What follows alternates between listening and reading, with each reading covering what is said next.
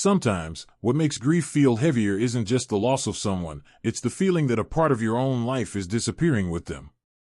Because every friend who's gone, every loved one who's passed away, took with them a piece of your memory. They were the ones who saw you laugh, who listened to you vent, who stood beside you through countless moments. When they leave, it's not just them we lose someone who knew us in a way no one else ever could. And then you look around and realize, those you once called your closest friends now only exist in the past. There's no one left to revisit the old stories with, no one to recall the silly things you did in your youth, or the sweet memories of days you thought would never end. That's a quiet kind of pain, one that's hard to explain unless you've lived through it. But in that silence, there's also room for something new, something incredibly meaningful, opening your heart again. Maybe you feel like, at your age, there's no more space left for new friendships. That only childhood bonds can run deep. But the truth is, friendship doesn't expire. And neither do you. So many people have found their dearest friends later in life, in their 60s, 70s, even 80s. These are friends who may not have known your younger self, but they understand the version of you that exists now. They understand your grief. They understand the quietness. They share this stage of life and its rhythms with you in a way that feels honest and real.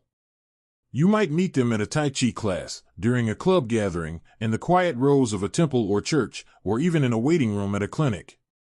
A simple hello. A gentle smile.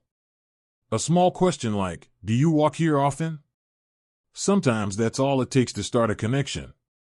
Friendship at this age doesn't have to be loud. It doesn't need constant phone calls or trips together. Sometimes, just having someone to sit beside you in silence is enough. Just someone who asks, "How have you been?" and truly listens to your answer. And if the thought of meeting someone new feels exhausting, that's okay too. Give yourself time. Everything begins with your own heart. Before you can open up to someone else, you need to tune into yourself. Are you living in a way that feels gentle on your soul? Are you caring for yourself the way you used to care for others? Because when you start treating yourself with kindness, loneliness loses its power. You begin to find joy in small, simple things, a good book, an old favorite song, a sunny morning. You radiate a kind of warmth that draws others in, even without trying.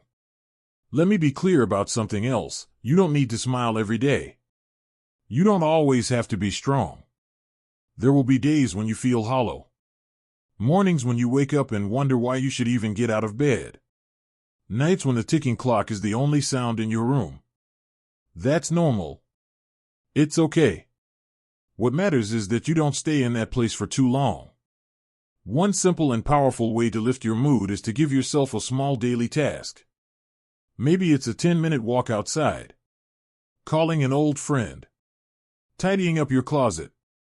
Writing down 3 things you're grateful for. These little acts remind you that you're still living, still moving forward, even if it's just one gentle step at a time. Don't wait for your mood to get better before you start doing something. Start doing something, and your mood will follow. Another thing I want to remind you of, it's okay to remember. Don't fear your tears. When you look at an old photo and feel your throat tighten, let it come.